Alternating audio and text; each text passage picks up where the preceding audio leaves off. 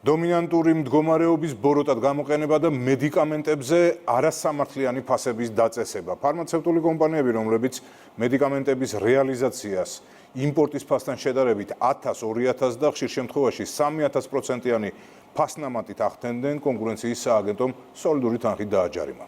ფარმაცევტულ პროდუქტებზე ფასების კონტროლის მიზნით სახელმწიფო აქტიურად აგრძელებს მუშაობას. გივი კუჭავაგი ამბობთ.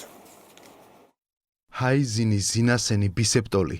ეს იმ მედიკამენტების არასრული ჩამონათვალია, რომელთა ფასს ფარმაცევტული კომპანიები ხელოვნურად ზრდიდნენ. სააფთიაქო ბაზარზე დომინანტური მდგომარეობის ბოროტად გამოყენებისთვის 4 კომპანია 560,000 ლარით დაჯარიმდა. ფარმაცევტული კომპანიების მიერ იმპორტირებული 7 სახეობის მედიკამენტის ფასნამატი 300-დან 300%-მდე აღწევდა.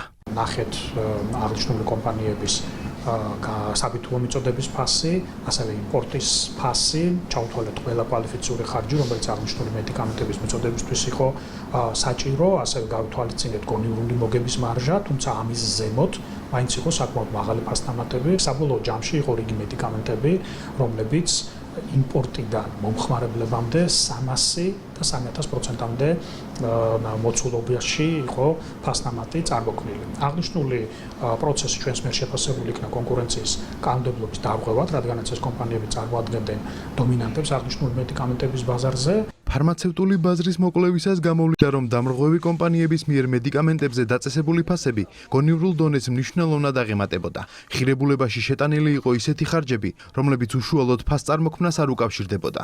მაგალითად, ძვირადღირებული საჩუქრები, კულტურულ ღონისძიებებზე, სპექტაკლებზე სტუმრების მოწვევა, კოსმეტოლოგიური და სტომატოლოგიური ხარჯები, რაც ფასის ხელოვნურ მატებას ადასტურებს. კონკურენციის სააგენტომ მოკვლევის შედეგად გამოავლინა და უკვე ასახელებს იმ ხარჯებს, რაც შედიოდა მედიკამენტის ღირებულებაში. ეს არის მაგალითად სხვადასხვა ძვირადღირებული მანქანებით გადაადგილების შესაძლებლობა, ასევე ოქროს და ძვირფასეული სამკაულების ხარჯები. ეს არის არასამართლიანი და არაეთიკური ქმედება ფარმაცევტული კომპანიების მხრიდან. მედიკამენტების ფასების ხელოვნურად ზრდაში მხირებული კომპანიების ნაწილი კომენტარისგან თავს იკავებს. ნაწილი აცხადებს, რომ საქმიანობა უკვე შეწყვიტა. ინფორმაცია არ მაქვს, რომ ფასი გავცეთ არ კითხავ. დახურულია კომპანია. ჯანდაცვის სამინისტრო იმ კომპანიების მიმართ, რომლებიც ფასების ხელოვნურად გაზრდას შეეცდებიან, კანონით გათვალისწინებულ ყველა ბერკეტს გამოიყენებს, რაც პაციენტებისთვის მედიკამენტების სამართლიან ფასს უზრუნველყოფს.